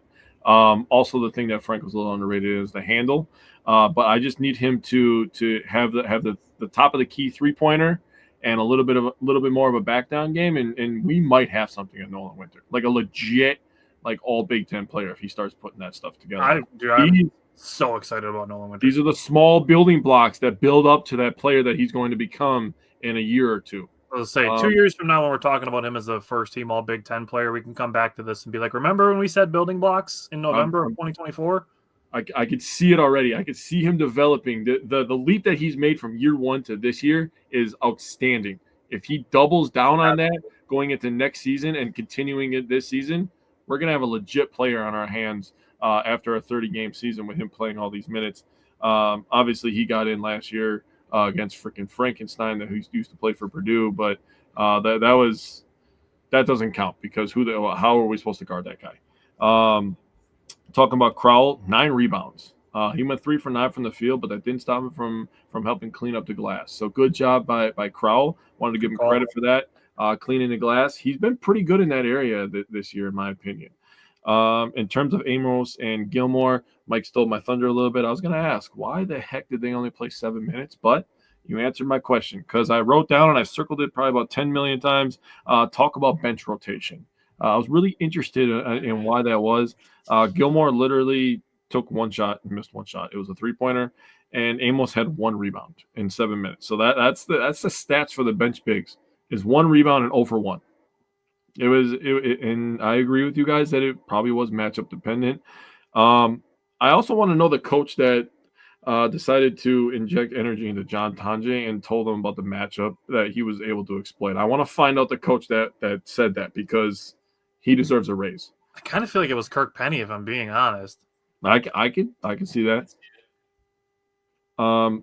In terms of starting big, 17 points, 12 rebounds, 3 assists, 8 of 16 from the field. So shooting 50%, obviously 3 for 9 from Crowell brings that down a little bit, but great mental fortitude by this Badgers basketball team to be able to come back against a good Pittsburgh Panthers team. Pitt's usually pretty good at basketball. They're usually okay at football too. They're actually a pretty competitive school overall. But in terms of basketball, I think they're a little bit known for basketball. That's just maybe me personally. But just a good win in a weird gym, by the way. I liked it. I liked the small gym. It was yeah, I liked it too because it had a little bit more of like a high school feel, I guess, especially for us small town guys. But you're used to the big giant court with the stadium. 40,000 people, 30,000 people in the stands, and it felt like they were a can of sardines fitting 2,000 into this little gym, man. Ballroom. Yeah, right. All right. So, and one more thing on Crowell too.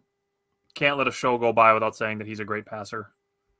Oh man, I forgot to bring that up. He's actually the lead assist man for the Badgers this year. It's wild, and I think that just goes to show how much the ball is moving. Yep. Thank you for reminding me. I forgot to bring that up. I will never let a show go by where we don't talk about Stephen Crowell being a good passer. So the Badgers have 2 games between now and next Wednesday. They play Saturday against Chicago State and Tuesday against Michigan. So we will have 2 more Badger games to discuss next week. Is there anything else you guys want to say before we switch to the Bucks? Let's keep stacking dubs. Yep. All right. Hopefully we're discussing a 9-0 Badgers team that moves up from 15th to, say, 12 next week. I don't think anybody's going to be blown away if the Badgers beat Chicago State and Michigan, but if they just keep moving up, Mike was kind of already alluding it to that Marquette game just kind of takes on a little bit more of a interesting matchup that'll be very fun to watch. So, all righty, Mike, we will see you again next week and on Wisconsin. Later, fellas. Have a happy Thanksgiving. Go Pack, go, and on Wisconsin, of course. Later, buddy. Have a good Thanksgiving. Later. All right. So we're going to switch to Bucks basketball now. We have 4 games that we're going to run through. I think with us having our notes a little bit more organized as far as this season goes, we're able to articulate our thoughts on this a little bit better. Yep. And just to try to make sure that we're covering our bases on things, and it's still something that we're adapting to. But going into the Bucks and the Bulls game, I'm going to start with the 3-point shooting. Go ahead. So the Badgers, we just switched from Badgers. Bucks started slow. It's a theme that the Badgers were starting slow. So I'm mentioning the Bucks slow start, but they made 7 of their 15 threes in the first quarter. They shot 13 of 36. They slowed down after the first quarter, but the third quarter, Giannis absolutely took this game over. And Damian Lillard was still getting to the paint well, plus good passing and good finishing from all 3 of the big men, being Giannis, Bobby, and Brook. Only 11 turnovers. That's pretty good. 20 points off turnovers is a little high, but the Bulls are young and they like to run. Kobe White, Ayo Dosunmu, they're absolutely going to push the ball. Zach LaVine is an athletic guy, so he's going to push the ball. Yep. That's just how the Bulls are. The Bucks playmaking. Giannis and Dame, both of them, made some great passes, and it started right away. Yep. Both of them had 3 assists in the first quarter. Could have been more, looking at some of the shots that were missed, but second quarter, Damian Lillard 3 assists, Giannis 2 assists. Third quarter, Damian Lillard 4 more assists. I mean, I don't understand how there are still people that don't think that Damian Lillard had stuff going on last season and it was just a down year for him, and that he is better this season, even coming off of his concussion, which is, in my opinion, what contributed to like his first couple games of not shooting the 3 well.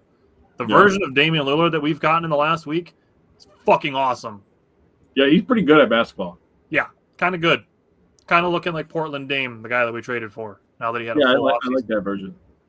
Yeah. And then just the Bucks offensive scheme in general this game really stood out to me. Now that we're 15 games in. At this point, they've won 4 of 5, and it's not a shock that they're scoring more efficiently. Mm-hmm. I just mentioned the playmaking. The first quarter, they had 11 assists on 13 field goals.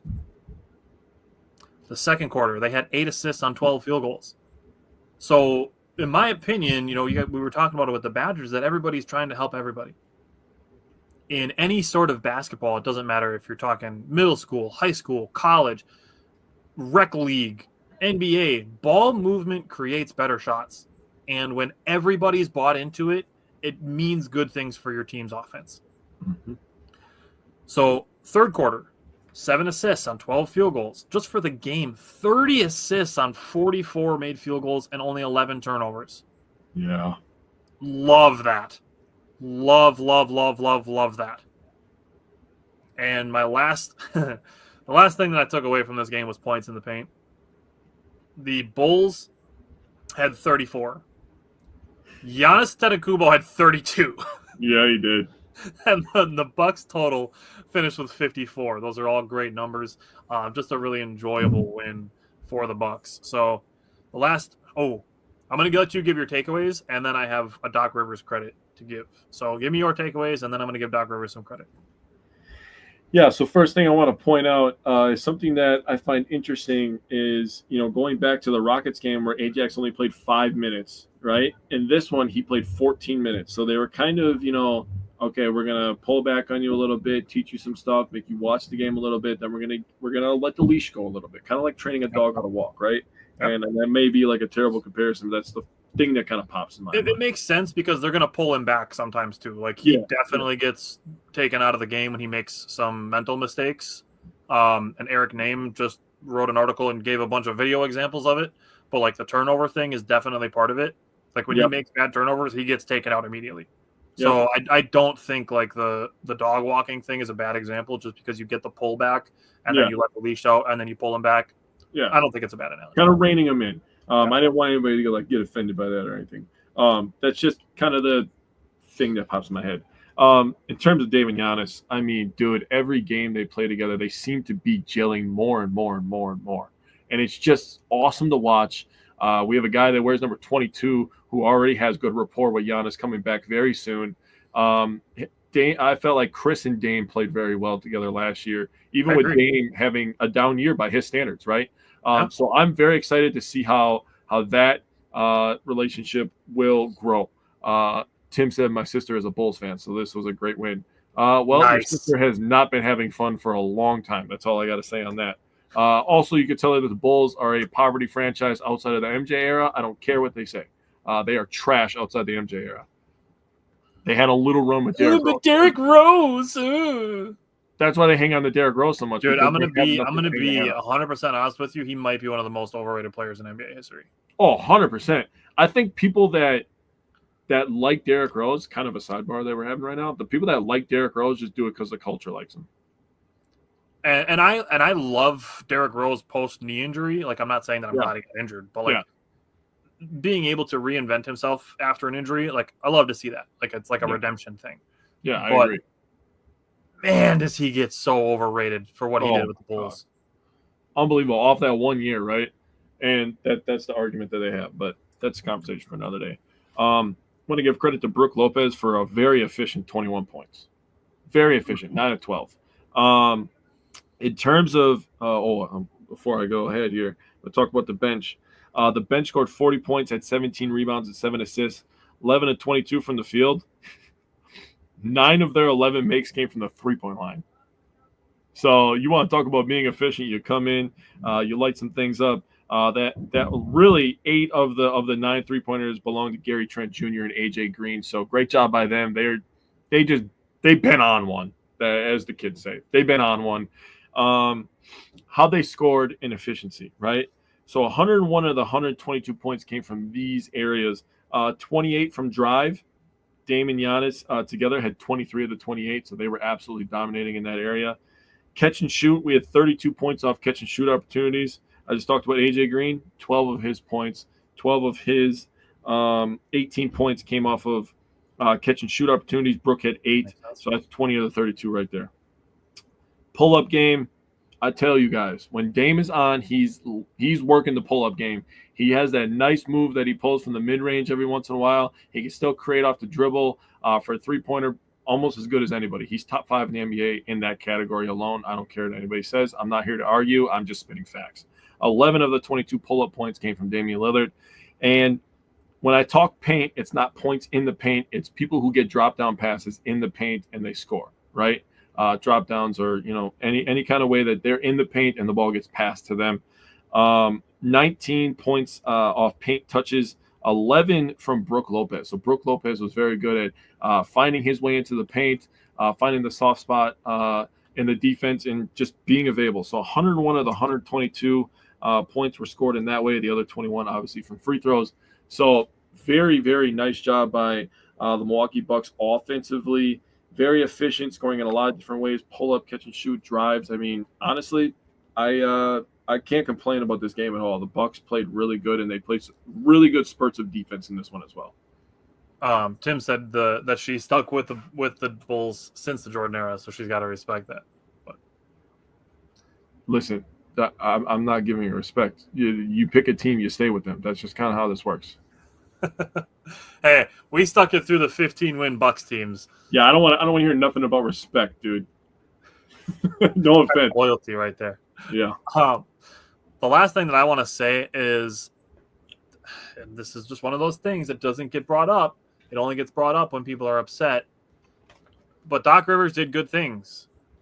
And it's not just by playing the players that people want him to play. Doc Rivers did a really smart thing in this game by subbing out Damian Lillard with 3 minutes and 46 seconds left. Now, why is that a smart thing to do? Because there's a media timeout at 3 minutes. So Doc Rivers subbed out Damian Lillard with 3 minutes and 47 seconds. He called the timeout that would have automatically been taken for him for the media timeout at 3 minutes. He took that timeout at 3 minutes and 17 seconds. So from that 3:46, where Damian Lillard got subbed out, there was a timeout and then the media timeout. Doc Rivers stole Damian Lillard like 5 minutes of rest in about 46 seconds of game time. Yep. That is something. It's just one of those things you just can't overlook. Having the awareness to do something like that. Please don't overlook something like that just because you don't want Doc Rivers playing Pat Connaughton in games. So you hate him because he plays Pat Connaughton sometimes. Yeah. Please make sure you are paying attention to the other things that go on. And that type of substitution with a use it or lose it timeout before a media timeout is something that needs to be contextually brought up. And that's why I am bringing it up, because that is a chestnut checkers move from Doc Rivers to steal Damian Lillard a bunch of rest with, like I said, only 46 minutes a game or 46 seconds of game time. Yeah. Okay. What stood out to you from the Bucks and Pacers? Man, ever since last year, I love beating the hell out of these guys, man. I hope we sweep them. I hope we embarrass them every single game. We have a much better perimeter defense this year, this time around than this point last year. So awesome job. I gotta say, the first thing I wrote down was Giannis looked like a goddamn NBA Jam character in this game. How many lob attempts did he have? I mean, the freaking block he had where he freaking spiked it past the 3-point line. Yeah. And then Gary goes off the board. I was losing my shit. That was lit. Holy shit, dude. This is insane. So many lob attempts for Giannis. The thing that does is it creates a lot of easy buckets for him, so he can end up with 37 points, 10 rebounds, and 11 assists. A very efficient 37, 10, and 11. Me and you were talking last night, and Doc Rivers, talked about it, and we've been talking about it for a couple of years now. Giannis's passing and his basketball IQ does not get appreciated enough. Yep. It's all these kids that live on YouTube, and I could say that because I have one, and I tell them all the time, please get off of YouTube. You're not going to learn anything on there. You're not going to learn how basketball's played. You're not going to learn how football's played. You're not going to learn anything. You're just going to get people that are giving hot takes with no factual background. I mean, I tell my 9-year-old the same thing. Like, it's just junk. It's just junk. You're just watching nonsense. It's trash. If you want to learn, sit down, watch the game. I'll teach you. I'll tell you why. I'll tell you this. That's how you're going to learn. So I will and tell you the people who actually know what they're talking about. It's not just going to be the stuff that has like a big shiny thumbnail where it's like, oh my God, the Bucks should trade Giannis for Joel Embiid. Then both players get a fresh start. Like, that's not the shit where you're going to learn anything about basketball. Yeah, that's dumb. Credit to Dame as well. Another double-double under his belt.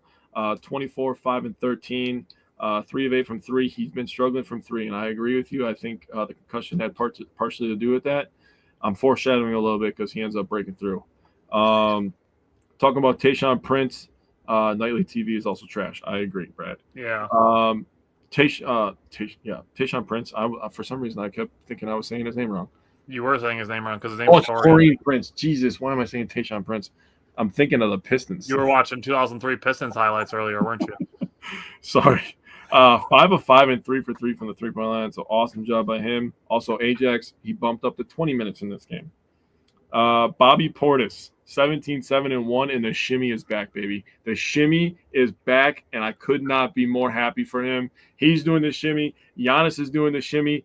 The Bucks are slowly, and it's been a grueling task for us fans who are locked in every single game. They are slowly getting back to the camaraderie of the championship year. You could see it growing nightly. That's one of the things I took away. When Giannis and Bobby are doing a shimmy together, I'm like, these boys are starting to bro, dude. They're starting to become a team. How about Gary Trent being on one? 6 of 10 from the field. Oh yeah, 6 of 10 from on the 3-point line, 18 points. AJ Green didn't have his best shooting day, but Gary Trent Jr. was right there next to him. I got to give credit to you. What a great call to put him on the bench, dude. Now, if one guy's not on, the other guy is on. You get the consistent defense from AJ Green. Gary Trent Jr. is not bad on defense. He gives effort. They're both good defenders. He's a good on-ball defender. Very active. The bench, 44 points, 16 rebounds, 3 assists. 17 of 32 from the field, 10 of 21 from the three-point line. I'll take 10 threes from the bench every single day. Every single day I'll take 10 threes. In terms of scoring, on the drive they had 21. Dame had 10 of them. They had 43 on catch and shoots in this one, which is absolutely insane. 43 points off of catch and shoots. 25 from Bobby and Gary combined. Gary with 15, Bobby with 10. Pull-up game, 28 points. Dame had 12 of them. He's going to lead that category. Unless Chris Middleton leads it, it's going to be Chris Middleton or Dame. Just my opinion. Paint touches, we had 20 points, and Giannis had 10 of the 20 points. They shot well from the free throw line. They had 33 assists. I know they had a little bit high turnovers. I feel like a lot of that, I'm not trying to steal your thunder, a lot of that was just when they were being last physical, when we were kicking that ass. And I know you're going to touch on that a little bit more. Yep. But other than that, dude, this was a great game to watch. I'm going to leave the turnovers for the end just because that's going to be the biggest takeaway that I have. Mm-hmm. Looking at it, and I'm going to start when they have really bad turnover games, I want to just look at what the Bucks do points per possession and see how many points that they're leaving on the board or taking off the board and allowing their other team to put points on the board. I like in that situation. That's why I track points off turnovers, because it's something that your mistakes are directly allowing the other team to steal points from you, because when you turn the ball over, you don't get shots. Mm-hmm. You don't even get a bad shot. You get no shot. And you brought up Bobby Portis. He hit 2 rhythm corner threes. He had some really good paint touches. Bobby, the ball is going to move. The ball is going to find you. You don't have to force anything. Bobby, the ball is going to come to you. You don't have to force anything. So I said this to you yesterday. I have cooled on wanting to trade Bobby Portis. Yes. I still want to see him be more efficient. He was efficient in this game, but foreshadowing, I'm going to talk more about it. For the Bucks to be 17 of 36 on a day where AJ Green was 1 for 6 on threes, that's really good. Obviously, you already mentioned Gary Trent Jr. The last 5 games up to this Pacers game, Gary Trent, 18 of 32 on threes. It's 56%. You mentioned all the guys bouncing back. This was Giannis' second triple-double. Damian Lillard's third straight double-double. The turnovers is the last thing. This was the only thing that kept the lead from reaching 30 was turnovers. They had it up to 24, got down to 11, a couple of empty possessions, and it got down to 6. and then they pushed it back up to 11. So it got close, but then they pushed it back up. Being the Showtime Bucks is fun, but you still have to be under control with it. Yeah. The 14 turnovers in the second half is, in my mind, inexcusable. 14 turnovers in a game? Sure. In a half? Hell no. Yeah. Now, that does only mean that they had 3 in the first half. That's fantastic.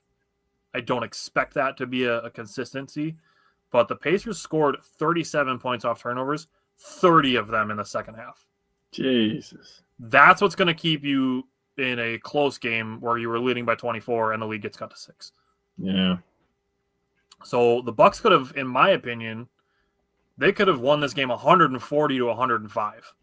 They could have. If they control those turnovers better. Yeah. So we can go to Saturday, and then Go ahead. The Hornets again. Go ahead. You just continue, and then I'll go.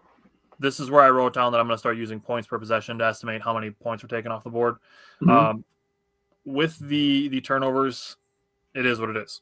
But I want to start keeping track of it. 7 in the first quarter, 7 in the next 3 quarters combined. So it's a bad first quarter and then 3 really good quarters. It's improvement after the first quarter, which is something I appreciate. Only allowed 11 points off turnovers. That's a very good number. That I'm pleased on that front. Yeah. 3-point shooting, 18 to 37, 48.6%. Love that. Gary Trent had another good game, 4 for 5. AJ Green was 3 for 4. He hit one on an inbound with a hand in his face in the corner. Nuts.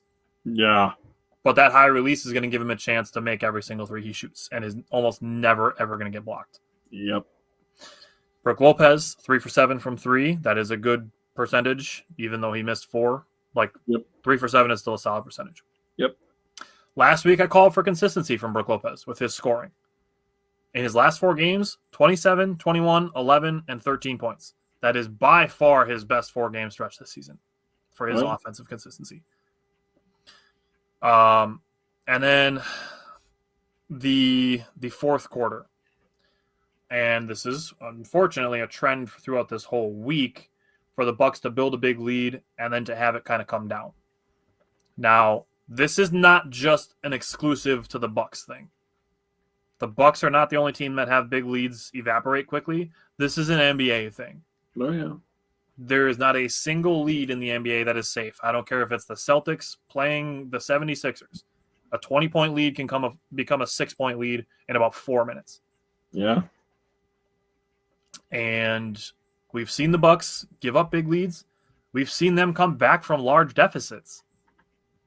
So it's not just an exclusive thing to the Bucks. It's something that I understand is going to frustrate fans, but it's just a reality of the NBA. Points can be scored in bunches. Basketball is already a game of runs, and the NBA, it's exaggerated even more because you're talking about the best players to do it. Mm-hmm. So my suggestion is to look at some of the other NBA games, look at other box scores, watch other teams. Big leads going away is not remotely exclusive to the Bucks. When all is said and done, the Hornets only outscored the Bucks by 5 points in the fourth quarter. So it's not like this huge catastrophic, disappointing lead blowing that people are going to act like it is. Brad said Damon Giannis pick and roll has gotten better since day one. I strongly agree. That chemistry is chemistrying. I literally commented that on a Bucks thing. Mm-hmm. And this is where I started. I just need Bobby Portis to be more efficient. Like I said, I've cooled on wanting to trade him, but he missed a lot of jump hooks and floaters in this game.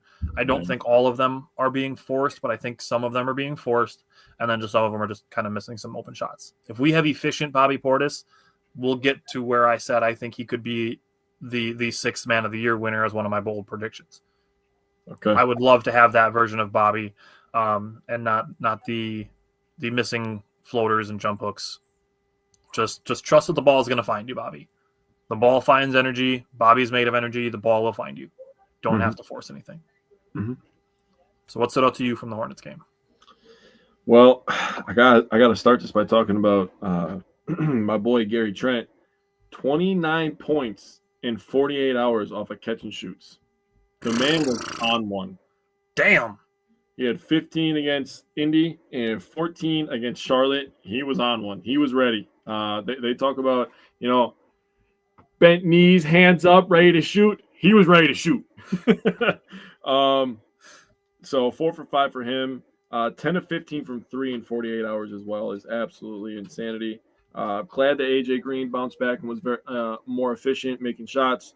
The bench overall, 36 points, 17 rebounds, 4 assists, 14 of 27, so you're over 50%, so that's good. And 8 of 14 from 3. Again, if you give me 8 of 14 from 3, I mean, you're going to win a lot of basketball games. That means that the bench plus minus is going to be better because we're getting good defense from the bench, including Bobby. I want to give him credit for that as well. He's been a better team defender overall over the last couple of weeks. The Bucks as a team, I think their rotations have gotten massively better in the last 10 to 12 days. Dude, you know how much better they are at switching, bro? Oh, my goodness. It is night and day from last year. Last year, Brook Lopez has been pretty good too. Mm-hmm. Now, he's going to get cooked every once in a while because he's 7 feet tall and he's humongous. But he looks 285 pounds. He looks a little quicker. He is leaner. He's only 7% body fat. So for everybody saying that Brook is slow, he's in much better shape than you are sitting on your couch in your living room. I don't care what you say. Can I chew my own horn on the defense a little bit? Yeah, go ahead. Part of what they're not giving up anymore is the little dump off pass to the bigs. Yeah. Because I called, oh my God, it makes me feel so smart when stuff I say is true and happens. Because the corner defender comes down to the block. It doesn't allow that pass. Giannis has had like 4 games this season now where he's had like 2 or 3 or 4 blocks because he's there in that position, not guarding the guy who's 2 passes away. Yeah. By having that corner defender come down to the block, it takes away the ability for a guard to go up in the air and then drop off a dump off pass to a big for a layup or a dunk. Yeah. Teams have not gotten that. Yeah. Mama's the Mia when I say stuff and it Mama's the Mia. Man, it makes me feel smart. In terms of Dame and Giannis, both over 30. Giannis 32-11-6. Dame 31-4-4. This is the 12th time since they've been teammates that they've both been over 30 points. They had 63, 16, and 10 combined. That's disgusting. Damn. The Bucks are 9-3 in games where Dame and Giannis both have 30 points. So good job by them. Also did a good job rebounding back-to-back days, in my opinion. The Charlotte got a couple lucky bounces on some offensive rebounds. Also to survive a 50 ball from LaMelo when it seemed like, dude, he could have chucked it up from the other side of the court, just getting off the bench, and I think it was going to go in because he was on one for a couple minutes stretch there. He is a very fun player. I'm going to say this. If LaMelo was in New York, they would be talking about him as the best point guard in the league, bro. I firmly believe that. The shots that he makes. He's starting to get some top 5 buzz. Dude, people forget about him because he's in Charlotte and he's been injured the last couple of years. But, dude, when he does like an escape dribble and goes to a one-legged Dirk fade from like 32 feet, it's like, are you shitting me right now, dude? He's a horrible defender, but, yes, dude, he's nuts on offense. Oh, dude, he is insanity. He would be fun in an all-star game. For sure. I did write it in my notes, respect to LaMelo and to Brandon Miller. I really like Brandon Miller. Yeah. Yeah, off the one leg 3 was sick. And just the getting Giannis switched on to him and launching from 40 feet. Like, there's nothing you can do with that. And we have a guy that does it too. So, like, it's fun when it's us, but it's not fun against us. So we see the full court attempt from Jokic the other day. He just batted at the ball. It was like, how the hell did you just... And it almost went in. I was like, what? The NBA is wild. Dude, Jokic is insane. As much as I kind of have to hate on him just because of the Giannis slander that he gets, and I've talked about this before. I hate that we have to rip people down to push other people up. We can just respect them. Jokic is fun as hell to watch. And that's the thing. Like, we can respect our opponents. Like, yes, we still want to beat them, and there's still things as rivalries. But like, I can respect that other teams have good players. It's not like that's impossible to say. Dude, I love watching Nikola Jokic. He's super fun. He has like a half-inch vertical, and then he still ends up with 40 points. It's impossible. I think Brandon Miller is going to be good. I really do. I've been telling my dad that since he was drafted. I think he's going to be good. The two of them combined for 82. Building, dude. They're building something. Miles Bridges has been good since his whole debacle legal stuff has been over too. He's been pretty good too. I take him or leave him, but LaMelo and Miller scored 82 of their 119 points, and LaMelo had 10 assists, and Brandon Miller had 11 rebounds. Those two carried the Hornets. Mm-hmm. So get them some help, and maybe they'll be a playoff team. Maybe 2 years from now, they're where the Magic are, where they're surprising people by making the playoffs, and then they're going to build on it. So I think that's a fair comparison. I agree. Anything else you want to say about that before we talk about last night's game? No, let's talk about last night's game. I got some interesting thoughts on this. All right, so I'm just going to throw a couple things out, and then we'll talk about the ending and the lead going away again. So actually, I'm going to save 3-point shooting because that I think ties into my point very well. Okay. Bucks had 13 turnovers. That's not bad. Miami only had 8 points off turnovers. That is beautiful. Love that. The Miami only had 8 turnovers, not 8 points off. Not 8 points off turnovers. They had 8 turnovers total. My dad said lots of Brandon Miller to sell tonight at 6. My dad will be live on Whatnot. Chick J13, he shouts us out, so I should shout him out. That's fair. But I've been telling my dad to invest in Brandon Miller because he's going to be good. Okay. The turnovers, the points off turnovers, Miami 17, the Bucks 16. So that's a wash. Call that a wash. The only thing on turnovers is we need Andre Jackson Jr. to make smarter passes. There was one time where he came up the floor and he just dribbled and then he left the ball for Dame to come and pick up behind him. Then he tried to do it a second time and it almost got taken away. Then he did it a third time and it did get taken away. That's just one of those things where you just can't assume that Damian Lillard is going to be the next player behind you because Miami saw you bring the ball up the floor twice and do this little leave drop-off pass to Damian Lillard, and they almost got it the second time, and they just went and intercepted it the third time. And then late in the game, Andre Jackson Jr., I think it's not from a place of, I'm not saying he's a stupid player or anything like that. It just comes from a place of wanting to be a playmaker so badly that you try to do too much. Is how I feel about the turnover that he had late in the game. He just tried to do too much, and he tried to throw a pass into the corner, and 2 Miami Heat players jumped in front of it. Can I interject on him with the drop-on passes? Yeah. This is where people, and I was saying this last night as I was watching this before we went live talking about the Packers. Go watch that if you're interested in the Packers. I was watching this and I was like, oh my God. When Dame is on one, right? And Dame was on one in the first quarter. Mm-hmm. He talked about it after the game, knowing that Giannis was out, that he had to come out and be aggressive and score. Yep. So he came out and he was aggressive and he was scoring. Yep. You have to understand this is where basketball IQ comes into play, right? Mm-hmm. And this is where when Brooke was out and Bobby was in, and Bobby wasn't basketball IQ last night either. They brought Brooke back in when they were playing zone. We were struggling with Miami zone, and Brooke Lopez comes in and he shows his basketball IQ. This is where basketball IQ can take a step up for Andre Jackson Jr. That's you got to understand that when Dame is on one, they're not just going to let him spank them all night, dude. Right. They're going to change defensive coverages. They're going to start, face guarding him. They're going to start picking him up full court. Yep. And that's the stuff that they were doing to try to take him out of his rhythm because he was cooking, dude.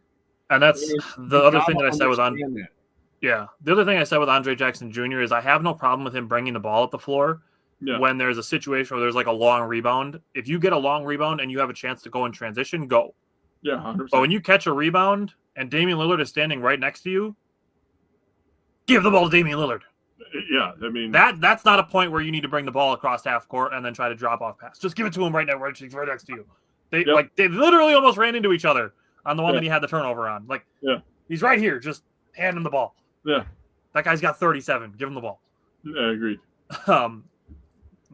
To start the game, Damian Lillard and Ajax were all over the place. Damian Lillard was hitting tons of shots, found Ajax going towards the basket. Ajax stole an inbound. He blocked Jimmy Butler off the backboard. Damian Lillard also got an ISO on Tyler Hero, and Tyler Hero was trying to back him down from just inside the three-point line down to the paint. Damian Lillard stole the ball from him. So all this, Damian Lillard doesn't play defense. He's not a traffic cone. He's not a chair like people think he is. He's not a good defender, but he's an active defender. He at least tries to get hands in the passing lanes. I'll give him credit for that. So that's that. Is there anything before we talk about the lead dwindling and the final seconds before we wrap that? No, I think I just have some. I just have some things for after when we're about to wrap it up. Okay. Let's just jump into that, and I'm going to start with the three-point shooting. Because, again, there's a scenario where the Bucks, they built a 22-point lead. And over the rest of the third quarter, Miami went on a 26-9 run. Now, the Bucks were able to build a large lead. I think they were up 15 at halftime, something around there. And it's because they shot 13 of 21 from three in the first half. They were only 7 of 21 in the second half. You look at it overall, that's 20 of 42. That's 47.6%. That's wonderful. But they built their lead off of shooting very well in the first half. Just because they shot well in the first half does not mean that they can guarantee that they're going to shoot well in the second half, especially over the long term. That's the law of large numbers. The law of large numbers says if you shoot, 6 threes over your percentage in the first half, that you'll shoot about 6 threes under your average percentage in the second half. That's how the law of large numbers works, is that the larger the sample size, the closer to the average you get. That's how averages work. So yes, there will be some games where the Bucks will shoot 13 of 20 in the first half and 13 of 20 in the second half, and they'll make 26 threes in a game. That's absolutely going to happen at some point. But you cannot expect it to happen in the second half just because it happened in the first half. Jake just mentioned defensive adjustments. If the Bucks are lighting it up from the three-point line, do you not think that Eric fucking Spoelstra is going to be like, hey, we should probably not let them get as many open looks from the three-point line? I mean, look at how the Bucks were attacking them in the first half. They were running them off the three-point line. We were hitting threes and we were running them off threes. That's how we built the lead. So for me, it came to three things. One, we just talked about no lead being safe in the NBA. Mm-hmm. Two, the crazy three-point shooting is not sustainable for the long term. There will be some games, and those are going to be the outliers. Three, Miami's coached by Eric Spoelstra, one of the best coaches in the NBA. This team was never going to go away, especially when they know that we don't have Giannis playing to take over a game if they get close. So this Miami team was never going to go away. I don't care that people are going to complain about the Bucks blowing another big lead. Please get it through your head that no lead in the NBA is safe. And no teams are going to be like, no, yeah, we'll just let you have this one. The three-point line and the positionless basketball and everybody shooting threes, it makes it so that leads can be closed. It makes it so that every game is competitive to the final minutes. That's what the NBA wants. That's what we as fans should want. Yeah, it's like, fun. Yes, blowing teams out is fun, but being competitive, I get more invested. Yeah. Like, honestly, if there's a game where the Bucks are up by 25 points with 4 minutes left and they're emptying the bench, I'm less invested than I am if this game gets into the last 3 minutes and 44 seconds and it's a tie game. I'm much more invested in that close game. Oh, yeah. So Miami, I will say I do think they got the benefit of the whistle. I didn't look at what the final free throw tallies were, but I'm willing to bet it was quite lopsided.